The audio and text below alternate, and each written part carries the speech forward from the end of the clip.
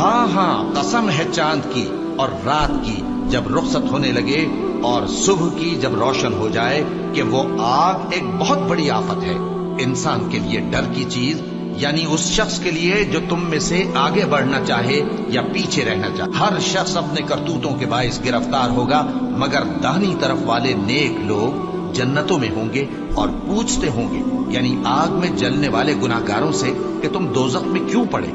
وہ جواب دیں گے کہ ہم نمازیوں میں شامل نہ ہوئے اور نہ ہم فقیروں کو کھانا کھلاتے تھے اور ہم بحث کرنے والوں کے ساتھ مل کر بحث کرتے تھے اور روز جزا کو جھٹلاتے تھے یہاں تک کہ ہمیں موت آ گئی۔ تو سفارش کرنے والوں کی سفارش ان کے حق میں کچھ فائدہ نہ دے گی۔ ان کو کیا ہوا ہے کہ نصیحت سے روگرداں ہو رہے ہیں، گویا گدھے ہیں کہ بدک جاتے ہیں جو شیر سے ڈر کر بھاگ جاتے ہیں۔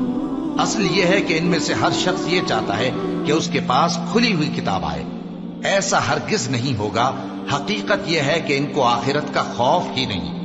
کچھ شک نہیں کہ یہ قرآن نصیحت ہے، تو جو چاہے اسے یاد رکھے، اور یاد بھی تبھی رکھیں گے جب اللہ چاہے۔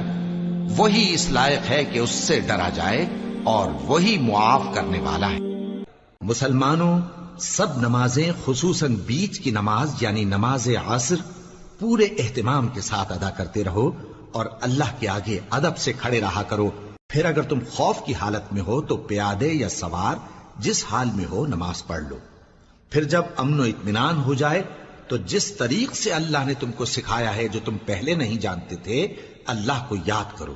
اور جو لوگ تم میں سے مر جائیں اور عورتیں چھوڑ جائیں وہ اپنی عورتوں کے حق میں وصیت کر جائیں کہ ان کو 1 سال تک خرچ دیا جائے اور گھر سے نہ نکالی جائیں۔ ہاں، اگر وہ خود گھر سے چلی جائیں اور اپنے حق میں پسندیدہ کام یعنی نکاح کر لیں تو تم پر کچھ گناہ نہیں، اور اللہ زبردست ہے، حکمت والا ہے۔ اور مطلقہ عورتوں کو بھی دستور کے مطابق نان و نفقہ دینا چاہیے، پرہیزگاروں پر یہ بھی حق ہے۔ اسی طرح اللہ اپنے احکام تمہارے لیے بیان فرماتا ہے تاکہ تم سمجھو۔